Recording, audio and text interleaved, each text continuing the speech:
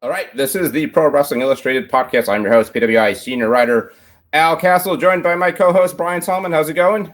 Going very well, Al. Happy to be here as always. Yes. How's the book tour? Is there really a book tour? I mean, is it too much to call it a book tour? It's very informal. I have a few events here and there. There was supposed to be one happening this month. I don't know if you saw this, where Bret Hart had to cancel some Yeah, appearances you he mentioned that. had. Yeah, in the Northeast. We were going to do like a double signing thing where people could have the book signed by both of us. But that's not happening. But I mean, I'm still making some appearances and things, so it's pretty cool. Yeah, a few weeks in now. Any more feedback? You happy with the response you've been getting? Yeah, I am. It's still, as of right now, I think it's still in the top 5 on Amazon. A couple of new ones came out. So you got Keith Greenberg's big AEW coffee table book. That's hot. Natalia's book just came out, so there's a little more competition now. Yeah. But it's up there. It's in the top handful. I'm happy. Do you or ECW Press are they mindful of like book releases when scheduling yours? Are you aware of them? Do some of these catch you by surprise? I don't think that, I mean, I can't speak for them on this, but I don't think they have any way of really completely knowing what's going to be coming out. I don't think they're thinking of the competition. They're thinking of timing, like what's going to be the best. So, for example, they wanted this to come out right before Christmas, and that's why it's happening now. And there was a time when they were trying to get it out by WrestleMania time, but that wasn't going to work. So that's really what they think of, is like, when's the best time for it to go on sale in terms of, appeal of the season or whatever. Yeah, maybe, I don't know, my imagination or not, but I've certainly, and not just through sort of your social media stuff, I feel like I've like noticed more of a buzz about Gorilla Monsoon in the last few weeks, and I don't know if it's just kind of out there in the atmosphere. And didn't like WWE's like Vault stuff put out something in the recent past relating to Gorilla Monsoon? It just feels like, sort of they put out Bobby Heenan Gorilla Monsoon outtakes. That's it. Yeah, that's what I was thinking. Where they're wandering through the woods together and they're looking for Andre's training camp. They did stuff like that. But yeah, it is weird. There is a buzz. I never have experienced this, not even with the Sheik book, where people are posting, because they're tagging me, they're posting themselves with the book. Like I got my book. I don't even know who these people are, but that's amazing. And I retweet it every time. Like, I've never had that happen before, so I think it's a special one.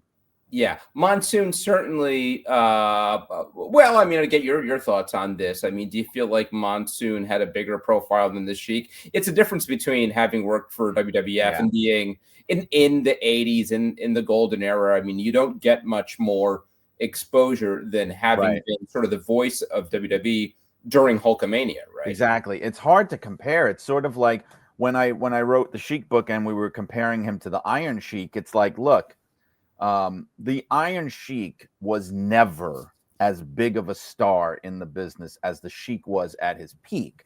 The Sheik would main event everywhere he went. He was like one of the top drawing stars in the world in various years, top drawing heel. Iron Sheik was never that, but the Iron Sheik had a national WWF platform that the Sheik never had. He was never on national TV, at least, and especially not in his peak.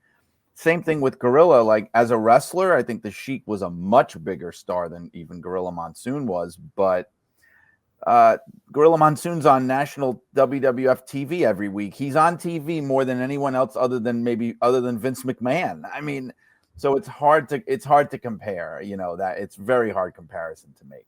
Yeah. Well, I'm still working my way through the Kindle version of it. I want the audio version of it, but I'm told that it's not out till December 2nd. Right? Yeah. I don't hear enough of your voice. I need driving 17, around. I think it's 18 or 19 hours long. Really? Wow. Yeah. It's exhausting.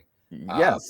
That because I admit I'm not the most sort of voracious reader, so I'll always take listening over reading. So, but I've started at least. But no shortage of news to talk about here, including a new world heavyweight champion in WWE.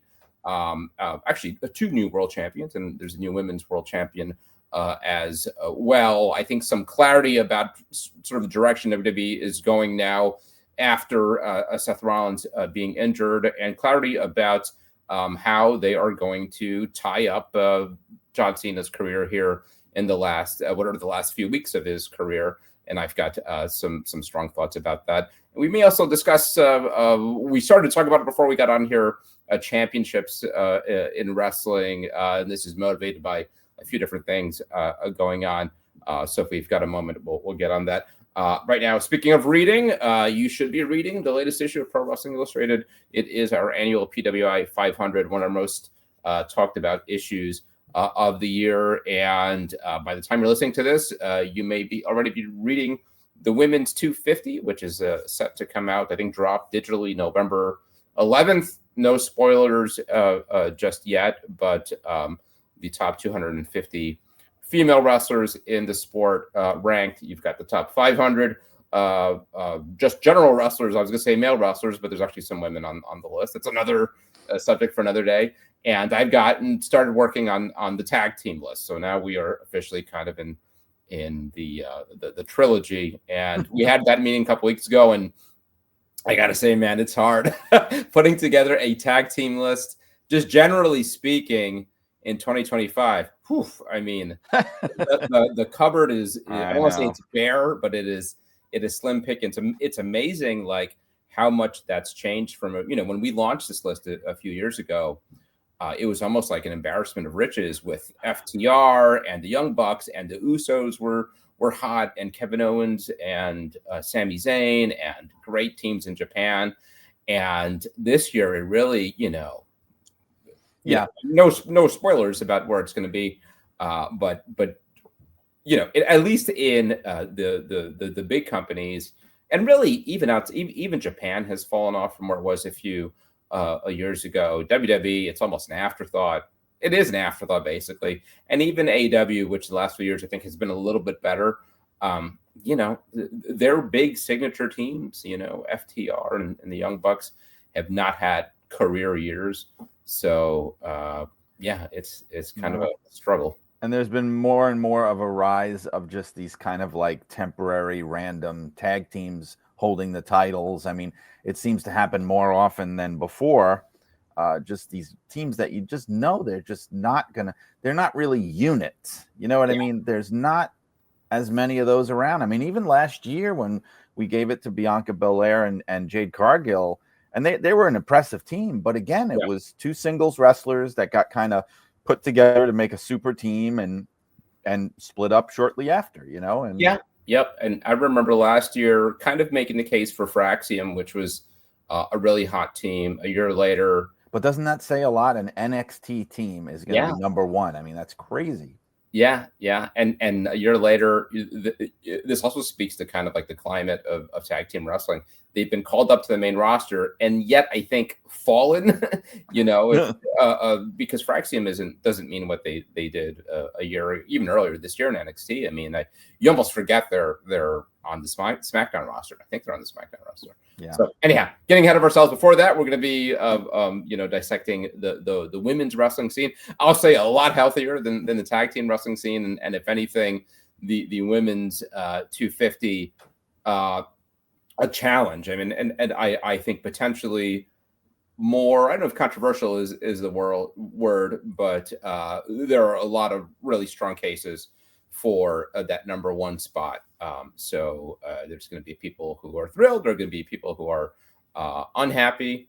I'm happy to be done with it. That is the heaviest lift for me every year, even though I don't do that many of them. But I'll be frank, I'm not like the closest like purveyor of women's wrestling.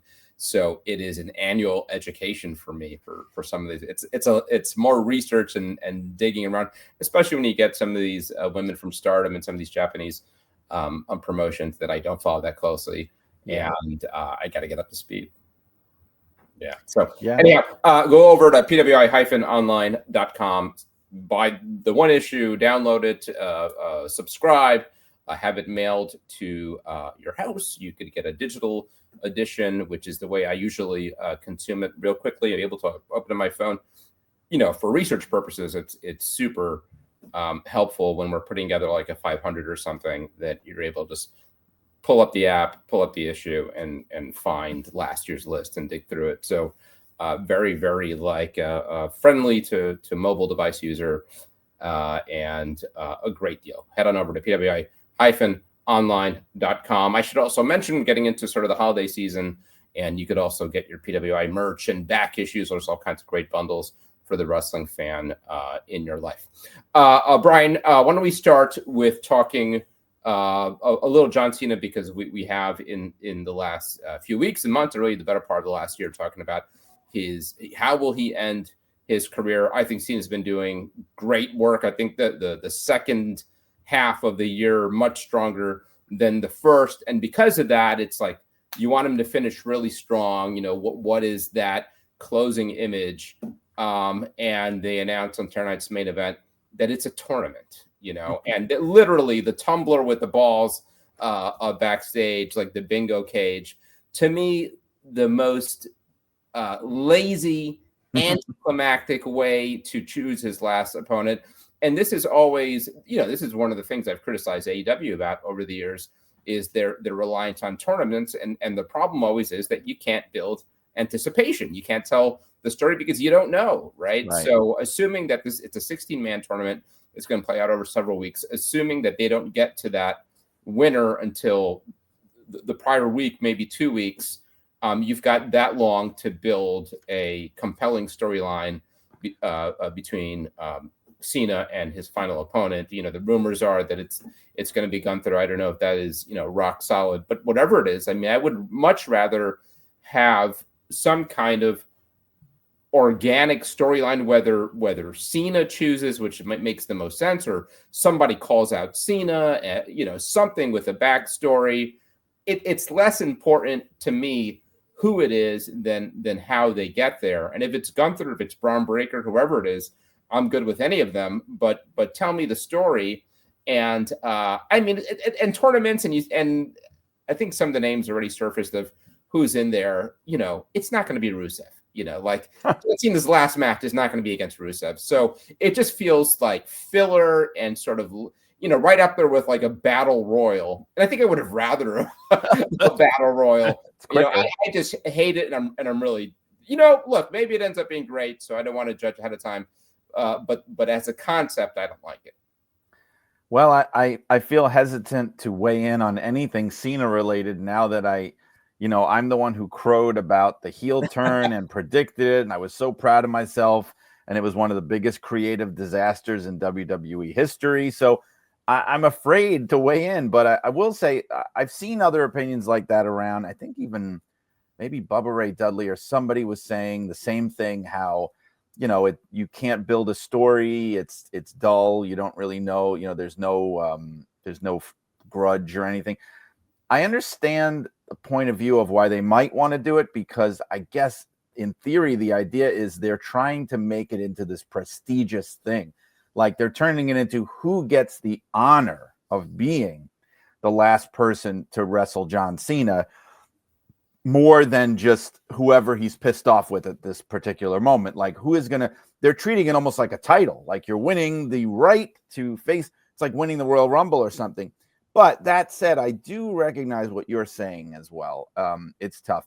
The only one thing that Cena said in the build up to this intrigued me, where he said maybe even a few people that don't even work here would be in it.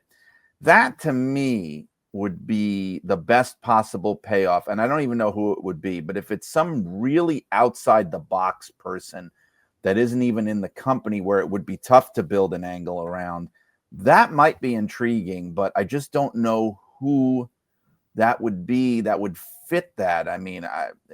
Dave Bautista. I don't know. A buddy of mine brought that up, especially him, finishing his career in DC. That would be pretty cool. He's a huge star now. Yeah, and he's the DC native. I'm just not buying. He's also no kid. He was not that young back then. You know? Yeah, there would be kind of like a symmetry to it, in that they both won the world title in the first night. But I can't. I also don't think that they would just spring that on fans, and then inevitably he'd become kind of the star of the show. I'm perfectly okay with a Gunther, or I like the idea. I would like Gunther, yeah. Sort of like pay it forward and create the sort of set somebody up on your way out. Right. For that reason, I'm not even sure Gunther is the best guy. Well, Gunther's no spring chicken either, right? No, but here's the thing, at least, and this is, we devolve into the armchair booking stuff, but I'll say this. If it was a Gunther, that would give an opportunity to actually tell a story via the tournament, because the way you would do it, at least the way I would do it, is you have him be this force of nature, and as the tournament goes on, he's just annihilate, almost like an Ivan Drago kind of thing. Like he's just annihilating everyone who gets in his way. Like he's easily winning every tournament match, just easily, even against people you wouldn't think he'd be able to easily beat. That's building the anticipation. Like, oh my God, it's going to be him, isn't it? And how it, and you know what I mean? And then you go from there. Now the tournament has made him into this unstoppable force that John Cena is too old, too rusty, can't handle, like that kind of thing. I mean, something like that. What I'm trying to say is there is a way to build a story out of a tournament, but it's not as easy. That's for sure. Yeah, I mean, we talked about the AJ Styles match on the last show, which I thought was fantastic. I start to wonder, like, should that have been it? Because that was that match, exactly the way it played out. I think would have been a real fitting final match for John Cena. And also AJ would be a good guy because he had some of his best matches ever with AJ Styles. So I would have liked that. I don't know. More armchair booking. If it is Gunther or Braun Breaker, let's assume it's a somebody kind of younger, current generation and not a veteran type. Do you assume that he does the proverbial honors on his way out, and would you do that? Everybody always talks about how that's the time-honored tradition, and I'm like, not everybody did that. I mean, Bruno Sammartino didn't do that. I mean, there's other people that sometimes I think you kind of just have to give people a feel-good ending. Yeah. Do people really want to see John Cena lose in his last match? I mean, the thing about going out on your shield is I feel like that's a thing you do maybe if someone is leaving the company and, of course, they're trying to put somebody over on the way out because they're not going to be around anymore. This Cena thing is different because it's like the entire buildup of this whole year has been his retirement. It's not like he's just some old veteran that's putting somebody over on the way out. Like the whole thing has been, oh, it's the amazing retirement tour. Say goodbye to John Cena. And how do you do all that? And then at the end, he loses. I just think that would be a big mistake. I think it depends who it is, right? I mean, that's where you could do an AJ Styles or just some kind of veteran and who could take the loss. If it is a Gunther type or a Braun Breaker type, I guess the issue is you'll never get that win back, right? Well, but Gunther has shown that he could take a few losses here, and he's taken too many. I mean, that's but one of the issues.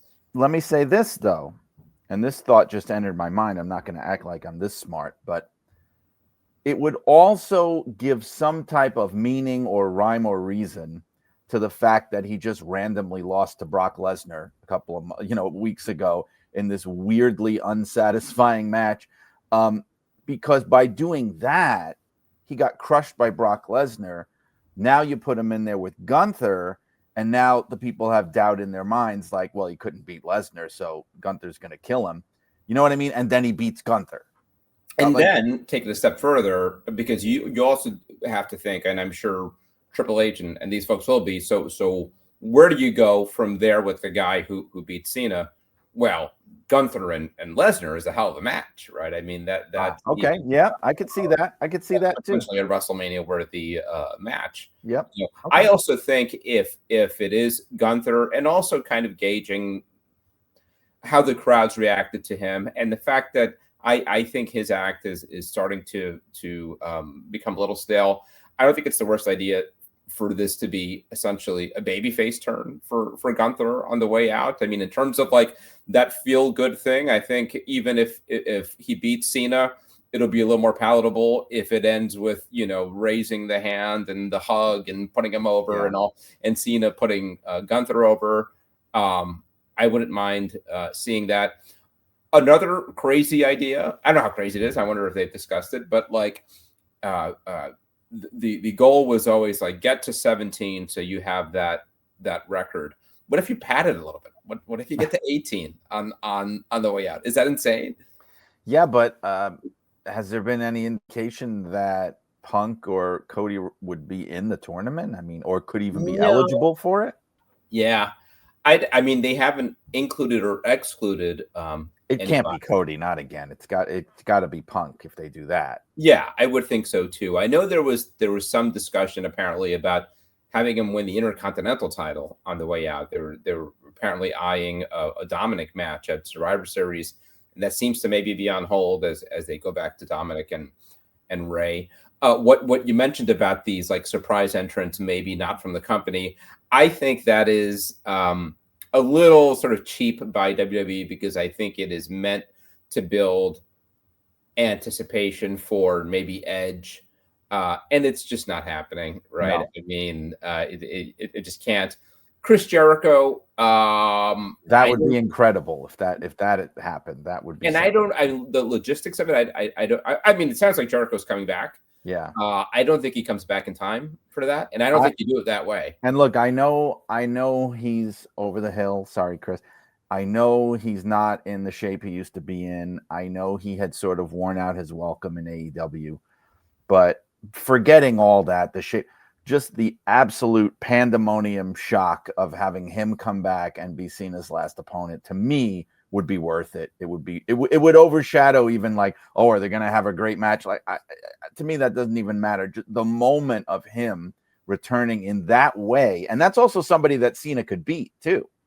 A guy who Cena could beat, and again, talking about sort of symmetry, one of his earliest a world title opponents. I mean, that earliest run, 05, 06, I think he headlined the SummerSlam with Jericho. Mm-hmm. So that was one of his earlier opponents, and they had great matches. So I wouldn't mind seeing it. I absolutely think Jericho will and should return to WWE. I mean, I don't know if it's at the Rumble. I mean, I don't know. I'm not saying, another main event run, but yeah, I think there's definitely some gas in the tank for a more Jericho in WWE.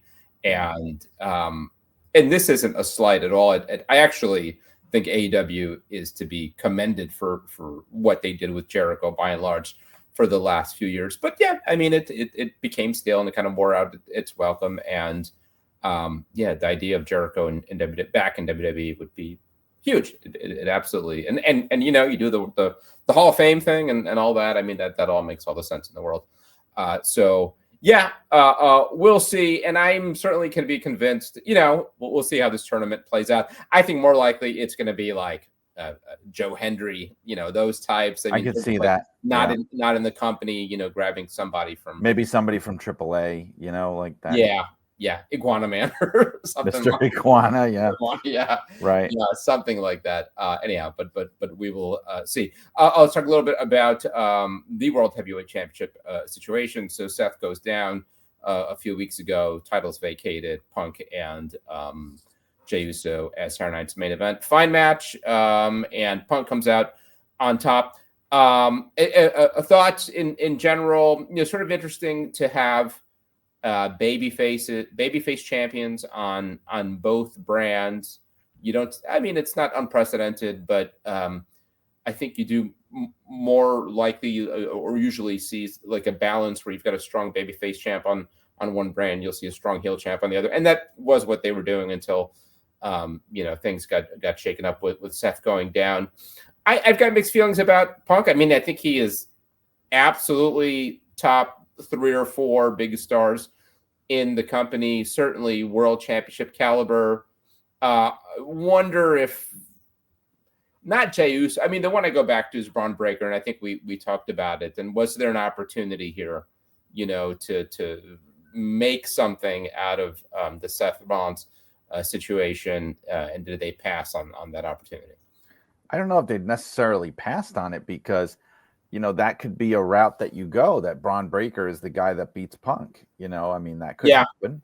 And that could be where they're headed. That may be the end game of all this. But I think as far as putting that title on Punk, to me, it's about time. I mean, he's been back for 2 years, and I think people kind of expected that he would get this. And sometimes, as I say many times, sometimes you should give people what they're expecting and what they want. Not everything could be this weird tease and swerve and this and that. I mean, when he came back, people love this guy. He's one of the biggest stars in the business. He's got these passionate fans that never give up on him. He should have a run as the top guy on the brand, I think. And, they did like the real tease before when they did the cash in and all that. And that was kind of frustrating for fans. And now this is a nice payoff. So, I mean, I think it's about time. In fact, it might even be a little bit too late. Like they waited too long, but I still think that's not a reason not to do it. And I think with someone like him and at his age and everything, and he'd be the first one to say it, this isn't like some type of long-term shift like the way, let's say, Cody Rhodes was. This is more like probably a bridge to something else eventually. I don't think this is like some CM Punk era or anything like that. He'll be feuding with Rollins when Rollins comes back, or he may drop it to somebody like a Braun Breaker or Logan Paul. They were teasing that. So I'm fine with it. I think it's about time they did this. What are you thinking? What's the picture shaping up for War Games and Survivor Series? It's sort of funny that like for years the criticism of Survivor Series was that they got married to the 4-on-4 or 5-on-5 elimination tag team format, and then sometimes it felt kind of forced when there wasn't anything there, and then they shifted over to War Games, and for the first few years, it felt sort of organic in that they had, in part because the bloodline was so hot, that they had organically these War Games lineups, and this is the first year where it's kind of, I mean, we're now 3 weeks out. The teams will come together, but what is the team feud here? There really isn't a bloodline anymore. There's division, but it's only 3 people, and one is brand new. So what do you see as the teams here? I don't know. I'm as much in the dark on that as you. I mean, I would have to think that the Vision would be somewhere in that mix because they're the top heel faction right now, even with Rollins on the shelf. I mean, the MFTs, I don't know. I see them as a mid-card act at this point. I don't know. I mean, unless maybe they team them up. There's some type of an alliance, and that's how you get your team. But the MFTs aren't even. Are they even feuding with it? Well, I guess they still got some beef with like Jimu. So, I mean, what I've heard that makes sense, and I think might be the best situation is basically recreate last year's team exactly, which is the OG bloodline with Sami Zayn and CM Punk. Run it back. With a little bit of a different kind of dynamic now against Division and Brock Lesnar's probably a 4th guy. I don't know who a 5th guy would be. I mean, you'd think Drew, but Drew's got the angle with Cody, so I'm not sure who the 5th guy would be. Yeah, and you're right. It's very close, and it just feels like there's nothing happening. You mentioned how they got stuck with the Survivor tag team match format. Now it feels like they're stuck with the War Games. That's what I'm saying. Yeah. The thing is, Triple H said something that was really important and true about Hell in a Cell, but he didn't realize it applies to almost all of them. So he stopped the Hell in a Cell premium live event because he said it should be very special. It shouldn't be this forced thing where you have to do it every year on this show, whether it's earned or not. He was right.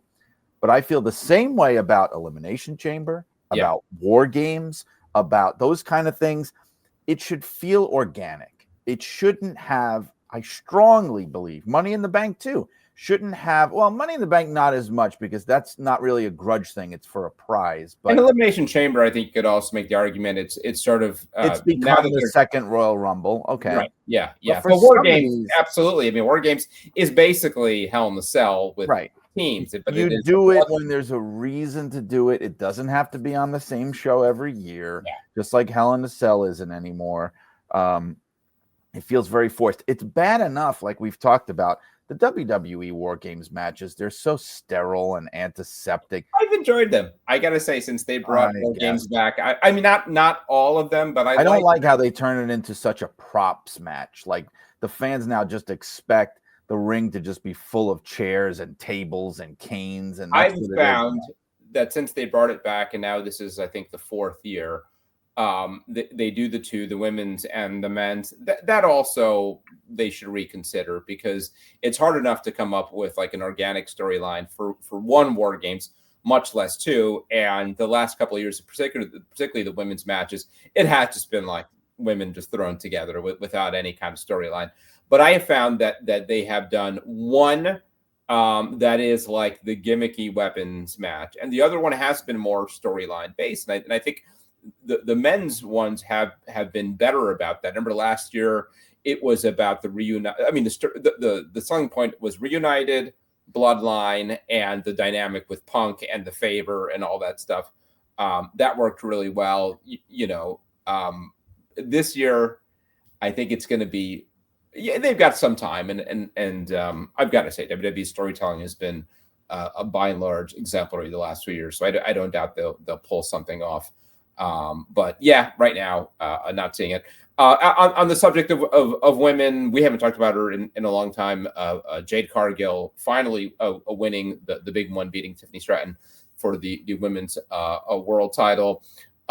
Any thoughts on the Jade Cargill experiment here? I mean, it has felt at times over the last few months that they were pretty much ready to pull the plug, and then they bring her back and put the world title on her, turn her heel, which probably a better fit, I would think. So how are you feeling about Jade Cargill? I think these are all steps in the right direction. I feel the most confident in her there as I have felt since she got there.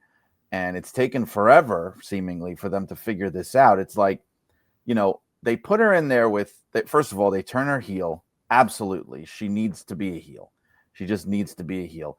She needs to be dominant. She needs to be intimidating. They put her in there with a great worker, Tiffany Stratton, who, she steamrolls over.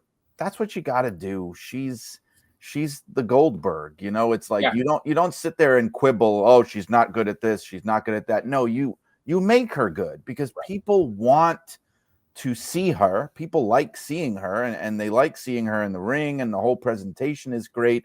So then it's on you. You have to present her the right way. And I think making her this really dangerous, intimidating heel is the way to do it. They put the title on her. It feels right to me. It's actually her first world title, because the TBS title was a secondary title. I think that they're finally, getting her on the right track here.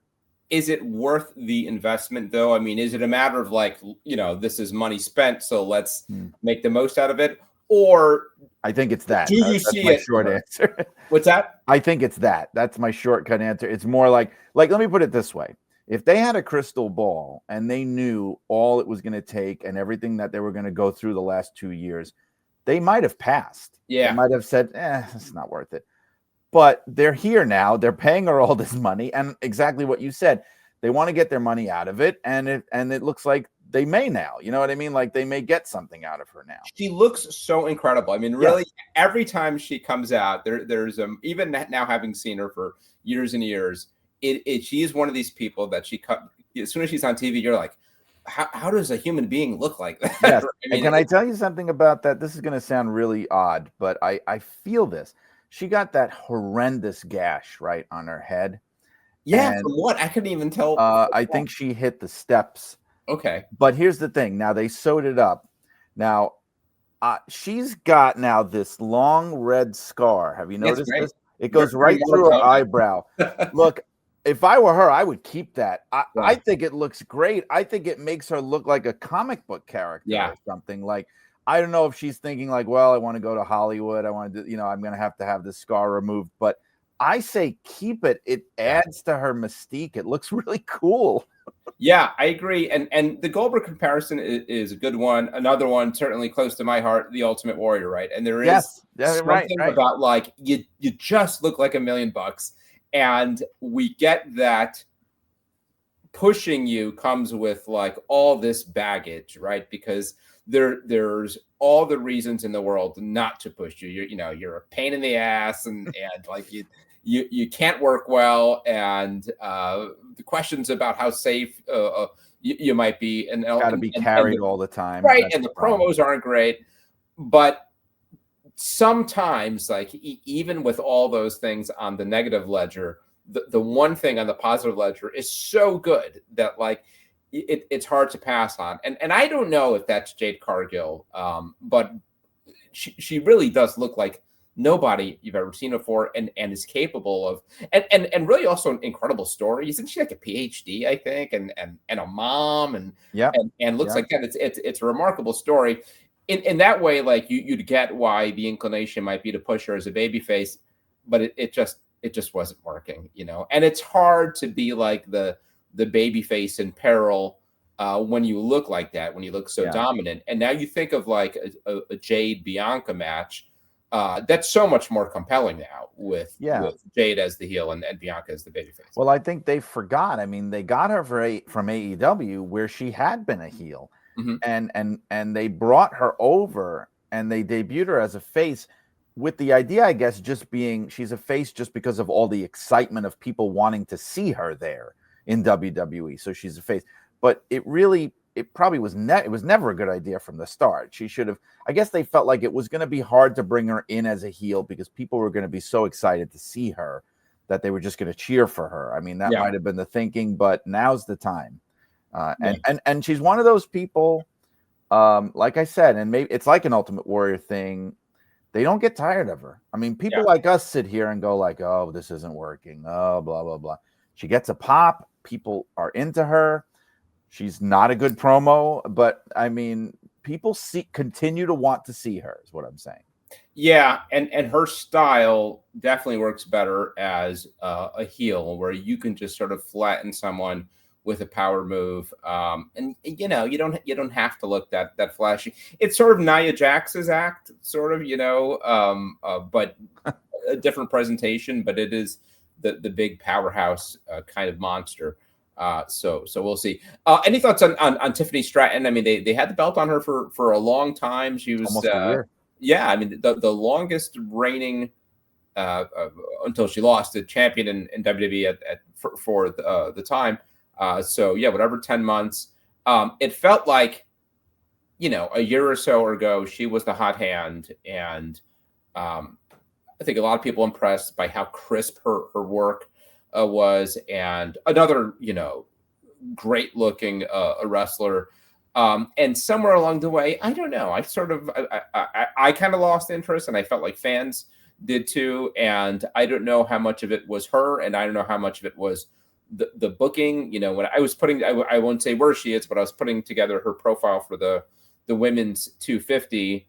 And, looking back on her year, on one hand, you have like this incredible accolade, 10-month reign or whatever as women's world champion. And then you see what she's been doing, and she hasn't been doing much of anything. I mean, it was Nia Jax and Jade Cargill, pretty much for the last 6 months or so, and it just felt like somewhere along the way that they lost interest. I think some of it came when they kind of turned her baby face, and it was some of it was, I guess, the Charlotte feud going into WrestleMania, where the real heat between them and the shoot comments kind of got her some sympathy online, but it just felt, I don't know, it felt not fully formed, Well, that was my biggest criticism. I think she's a great worker, just a natural instinct. She's so young and with so little experience, and she knows what to do. It's beyond just athleticism, which we know she's a proven athlete, but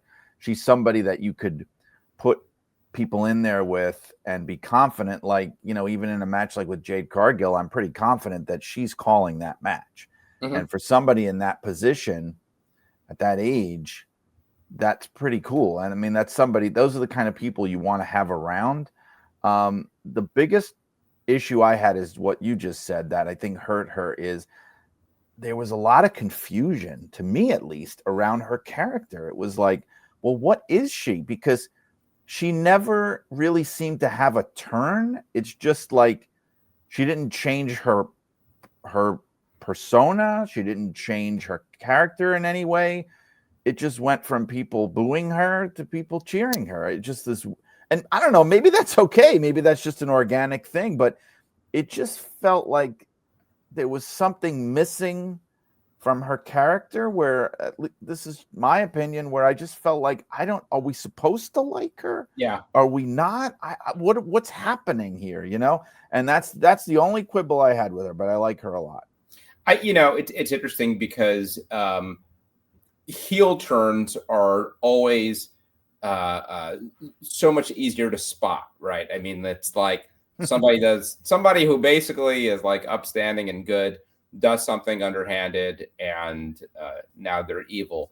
And I feel like the babyface turn is kind of a lost art. I mean, you just don't see it. I mean, like, and it's like that redemption. Where we saw it for like a minute this week was Logan Paul, right? I mean, when he took that beat outside the ring and was kind of like struggling to go back in there and fight division and defend CM Punk.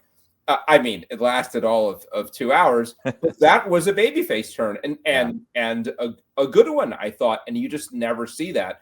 And it just sort of is like one day they start wrestling heels instead of baby faces and maybe slap some hands on the way to the ring. But I think that speaks to kind of like, the booking attitude of 2025 is a lot more cynical than in the past, where all these characters in WWE are just presented as people who are just self-interested. That's it. Yeah. I mean, there's a reason they don't come out and save each other when somebody gets in trouble or gets hurt. You don't have the babyface brigade anymore that chases the heels away, and everybody's just out for themselves. And sometimes that is the only way to determine who's the good guy. It's like, are they wrestling bad guys? Okay, they're a good guy, but there's really no definitive way. So like you said, it's easier to have somebody turn heel because it's very clear they're doing something even worse than what they were doing before. Right. But the faces, for that, you'd have to really have someone become good, and it's hard to define who's other than Cody Rhodes, like who is like a pure good guy. It's hard. It's harder now, But growing up as a kid, you remember. I remember Paul Orndorff turning on Hulk Hogan, and that feeling of like betrayal, right? I mean, it really, and as a kid being like kind of heartbroken. But I also remember like being inspired by the bad guys who turned good, and that kind of like redemption storyline, that you don't see that often. I remember years ago being on Busted Open, and they were doing we were doing a countdown of the greatest babyface turns, and I think I might have caught folks by surprise, but maybe my number one or close to number one was Virgil. Do you remember Virgil? That was a great one. I thought it was fantastic. Nothing lived up to it that came after.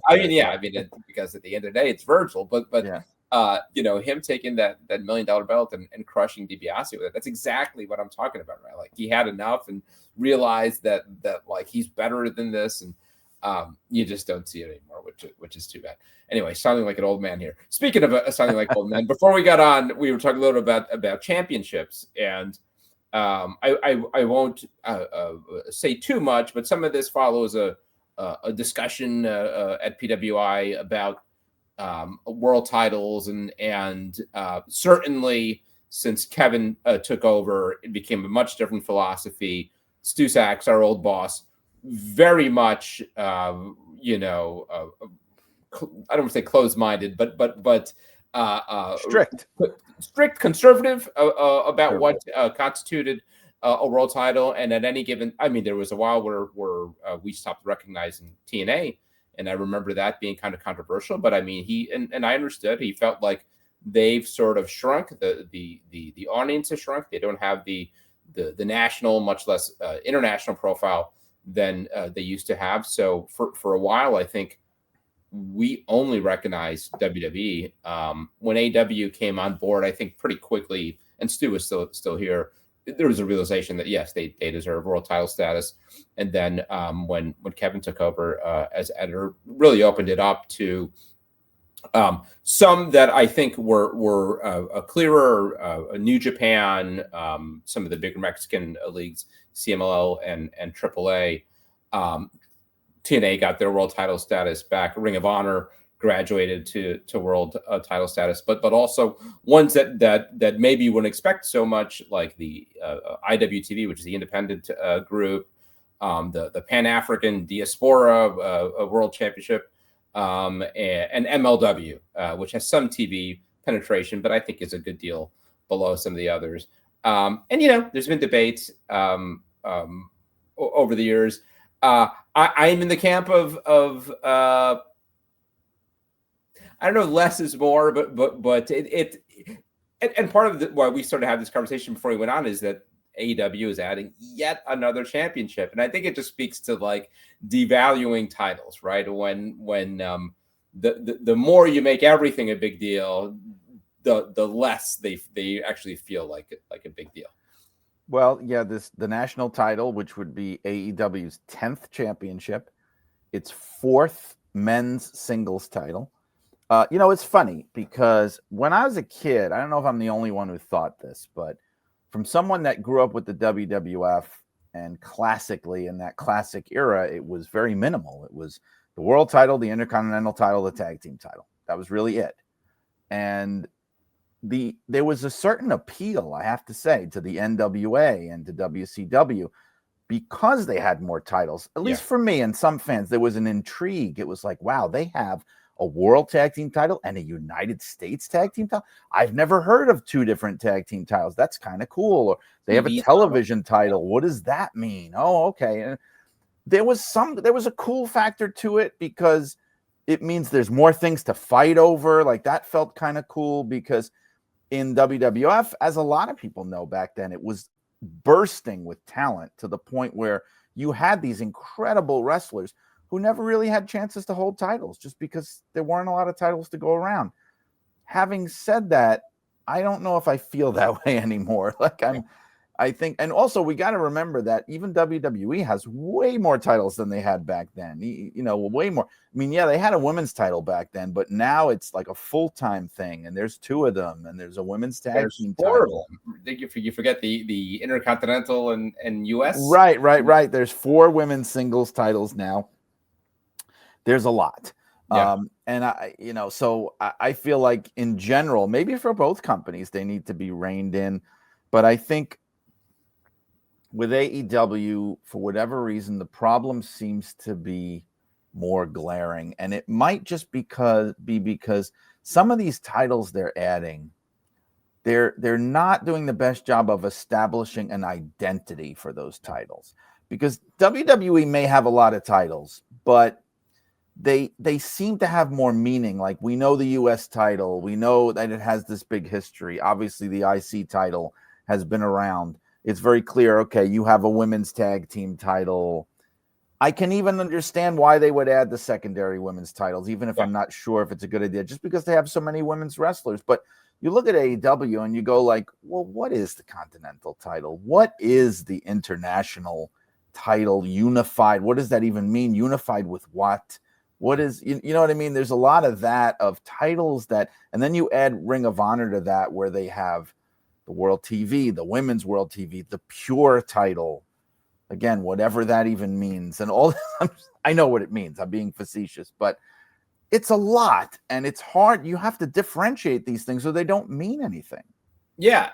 I mean, I think a model that works, and it's sort of, I think, what WWE by and large has stuck to. And you're right, they've got a lot more titles now, but also you almost have to look at WWE as 2 promotions, right? Because Raw, each of the brands has world title, men and women, secondary title, men and women, right? And tag team title. And they actually don't have 2 tag team titles for the women. There's only the one women's tag team. So, and I think that's fine. Now, we could quibble about if the speed title really is anything, and are we forgetting anything else? I mean, all the NXT belts, but I can accept world title, secondary title, right? But I'll say this, one thing I think that AEW has always done right, and I really hope they never change this, because I will go to my grave saying, one company, one world champion. For the love of God, Yeah. just we don't need to have two world champions in one company. And to tell you the truth, I even feel that way about tag team title, especially with the tag team scene being as weak as it is. There is no need. It just, I know there's a lot of fans now because it's been this way for so long. They grew up with it and they like it because, again, it gives more people things to fight for and strive for. You know, you have two titles, one on each brand you can go for. I just feel like it doesn't feel as special because there is nobody who is, I mean, yes, I would say Cody Rhodes is the top star in the company, but there is nobody from a kayfabe point of view who is the top guy at the top of the ladder of WWE. There's two people. And I just have never been comfortable with that. And AEW has the one world champion, and they always have. But you also only have one brand, right? I mean, the WWE's, I don't know if there ever was seriously a discussion when they were looking at splitting the two brands, when they had Collision, and basically they had the CM Punk brand because he couldn't get along with everybody else. And but I don't know. And the one place I have to sort of like temper, and I largely agree with you, but the one place I sort of have to like temper it is practicality, right? So right, in an ideal world, you've got one world champion, but they could float from one brand to the other, which means at any given time, one brand, not that they're even really doing house shows, but one brand doesn't have a world title to defend in the main event, right? So this was kind of a bigger issue when you had house shows and touring brands, and sending out a Raw tour without a world champion was kind of problematic. Because you didn't have really a main event or at least something to defend. And I get, you know, what in movies they call a MacGuffin, right? So to some extent, are these championships MacGuffins, right? I mean, it's like we could get on our high horse as you know, wrestling fans, like, oh, the prestige and the history, but at the end of the day, it's also a prop. No, right? You're right. I mean, for them to wrestle over. The reason that championships were invented in wrestling was it's a storyline shortcut. Like it automatically gives you a reason for these guys to be wrestling each other. It's like, it's the same reason you got good guys and bad guys. It's like baseline, so that even if you don't have an angle, you at the very minimum, you have a reason that they're in there wrestling. It's not just two guys randomly wrestling each other. So no, I agree with you. I mean, at their core, the titles, you know, they're not real championships. They're not won and lost in the ring. They are there to build interest in the matches. And when used correctly, I think the addition of a title could be a positive. And one that I say I think has been a positive have been the secondary women's titles in WWE, because one criticism, and a legitimate one for a long time, was if you weren't in that world title program as a woman, you kind of didn't have much to do, because they would rarely do storylines and feuds for the women outside of whatever the world title program is. Now, you don't have to. I mean, you can have programs just built on feuds or whatever without a world title, but it does instantly. I mean, I think Lyra Valkyria has been elevated by being in that Intercontinental title picture. I think it helped Chelsea a lot. I think Julia, lesser extent. I don't think that's actually working all that well. But Chelsea was fantastic. You know, I think I think it helped elevate her. So in that sense, it could work. And also, you know, and I imagine we're going to have more and more discussion of this after the women's 250 issue, but you're always dealing with like that parity issue between the men and women. So it's like, why shouldn't women have a secondary title? But in AEW, it really is a whole other thing. I mean, it's laughable. I just don't think just like got rid of some, right? I mean, with unifying the titles, and then they go and essentially undo what they just did by creating the title. They unified the Ring of Honor 6-man tag and the AEW Trios title. That at least they did a long time ago. Yeah. Why do you need 2 6-man tag team titles? But Okada had, what was it? They unified the International and the Continental, right? Yeah. Is that right? No.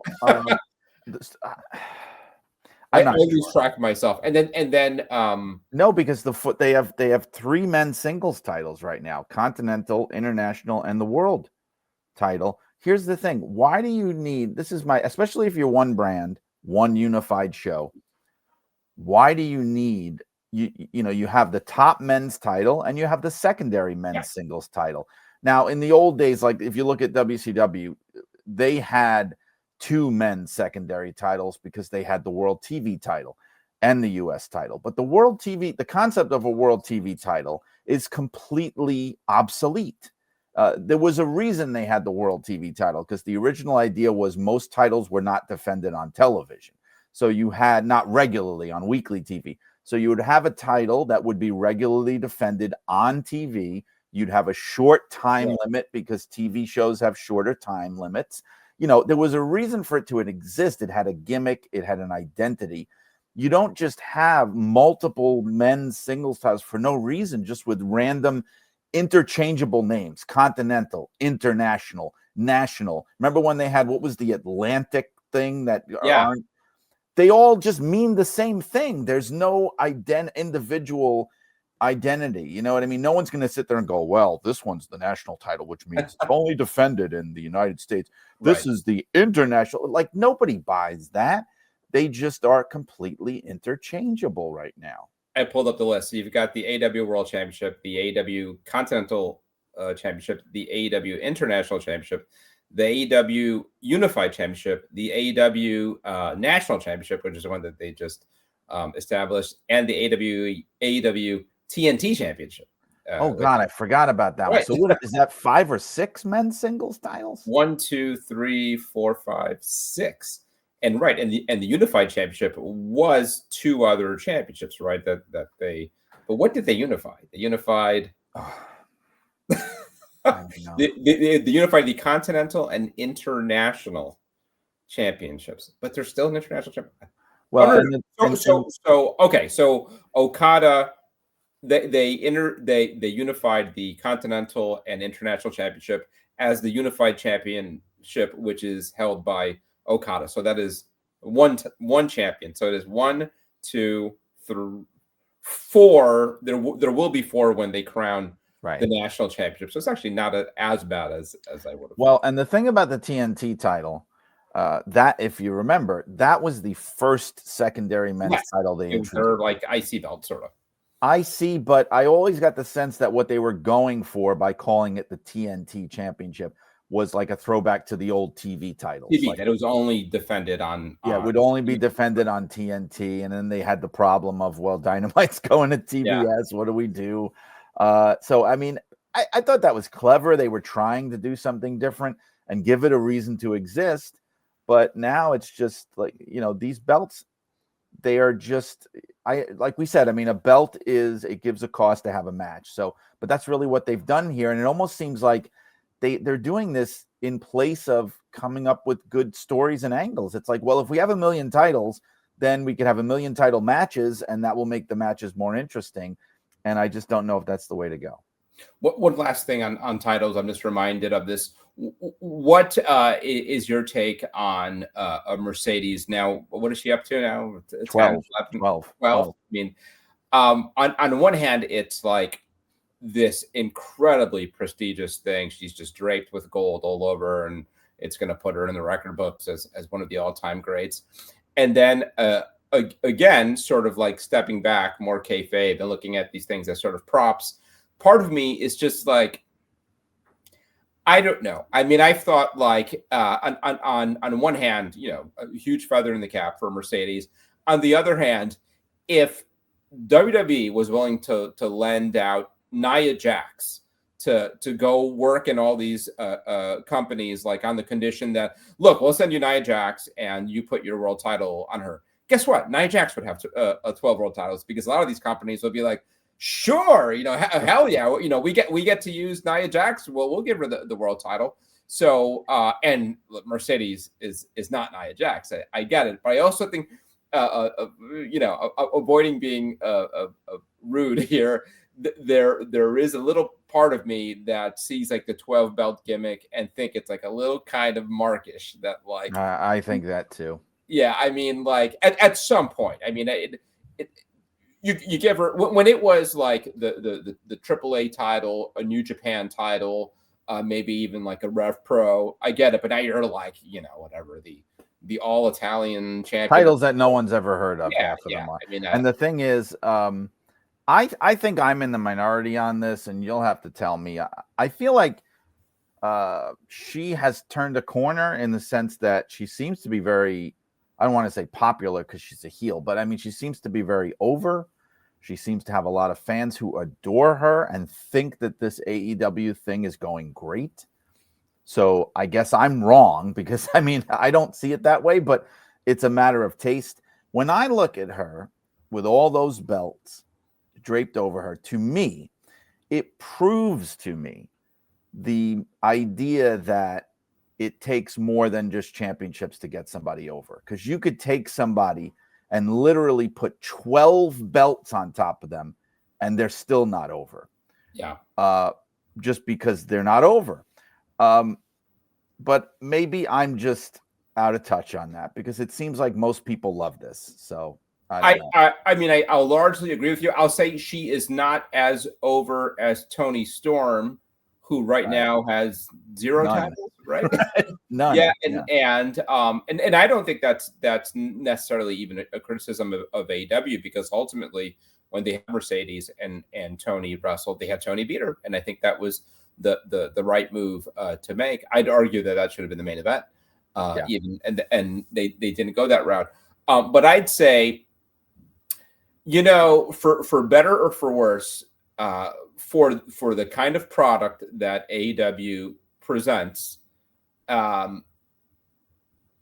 guess it makes all the sense in the world, sort of the presentation of Mercedes that we're getting, which is to say, after she left WWE, it is clear that she has very much prioritized work rate and accolades,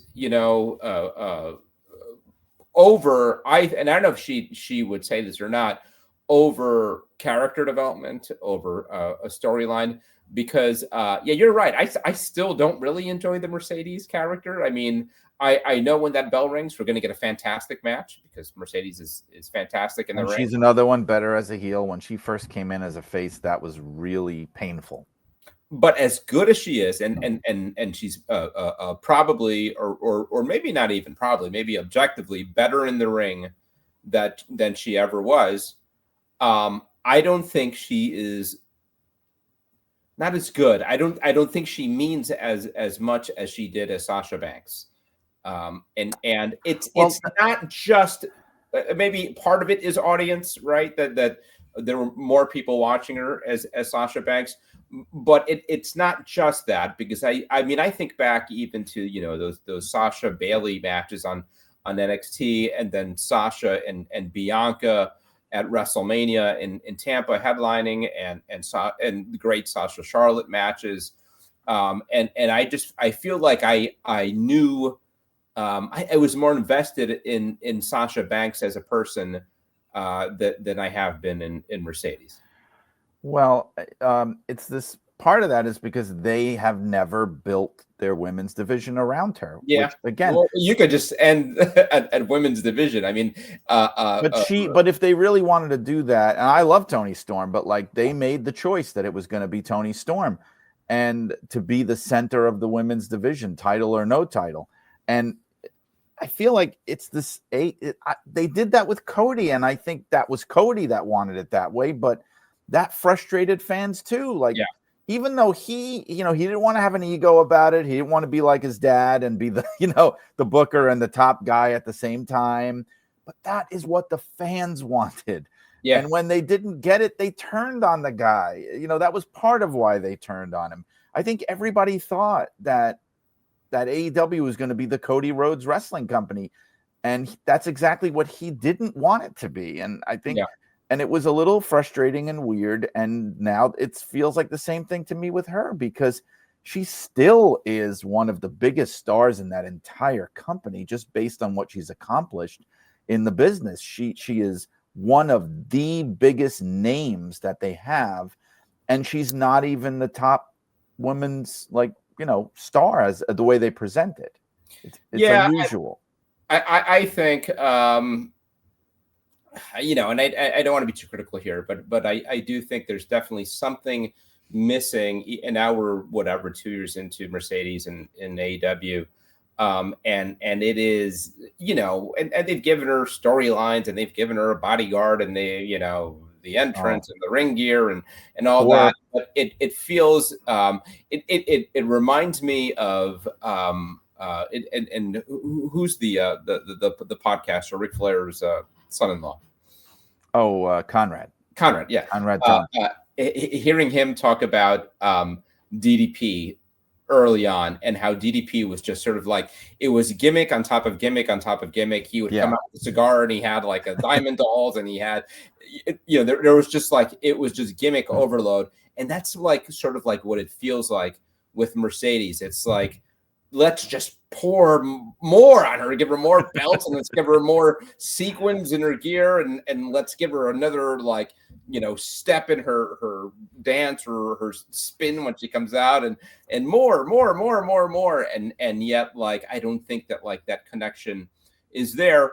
Versus I go back to Sasha Banks and Bianca Belair at night 1 of WrestleMania in Tampa, which it was just like two babyface women, and kind of the story was 2 black women headlining a WrestleMania, and it was so compelling, and it was and not just that, but other storylines and angles that she had, where I felt like when she was a heel, there was a time where I thought, and I might have said it on this show, that Sasha Banks was on pace to being the greatest of all time, a female wrestler. I was that high on her. And while she has in some ways worked to improve herself and develop her skills all over the world, there's also a piece of me that feels like she's taken a step back, in that she's gotten sort of lost, distracted in some of the wrong stuff, like learning this extra move and collecting this extra belt from this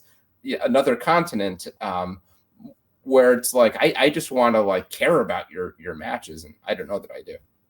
Yep. Well, I think we're on the same page with this, but again, like I said, I definitely think we're in the minority, unless, from what I see, at least of the people that watch AEW, let's just say, the people who are fans of AEW seem to love this and love her and think that they it's love going the Young great. Bucks, and they love, on it. Yeah. This is where. Yeah, but there are acts in AEW that even the fans of AEW don't like, and they think are dumb. Like, I don't think the AEW fans were loving the Death Riders thing. They were dying for that thing to end with Moxley as the champ, and people were sick of that. So I'm not saying it's a fan base that just accepts everything you give them. I don't believe that. But in this case, they really seem to love this. And I think in the beginning they didn't. So maybe in a way, they didn't in the beginning. They weren't really taking to her.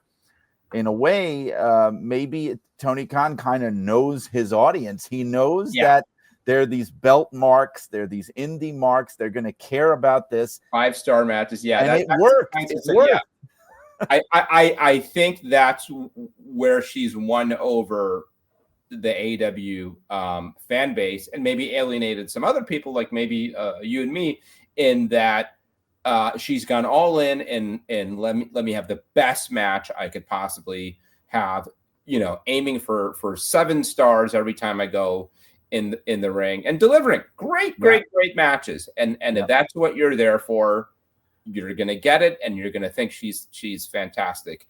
If you are looking for something more substantive, and it's not necessarily a criticism or only criticism of her, it is AEW's presentation, because I can make these same criticisms of so much of their talent, because it's a criticism of AEW's presentation and what we said here again, which is work rate above everything else, work rate and titles. And Brian talked about it already, but anything you want to plug before we get out of here?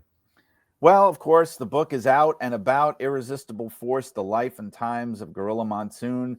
Get it wherever you get your books. It's one of the Amazon bestsellers in the wrestling category, print and digital. The audiobook comes out December 2nd, so that'll be the new thing that I'll be pushing. There's my website, my podcast, Shut Up and Wrestle.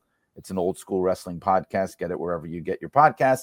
And it has its own Patreon, patreon.com/Shut Up and Wrestle. Lots of extra content, premium, but also free. There's lots of cool stuff there for people that want to check it out. Excellent. Super. Brian, thank you so much. We'll be back soon, everybody. Head on over pwi-online.com, pick up the 500 while you can, subscribe, and get the 250, women's 250 as soon as it arrives. And we will see you all again soon.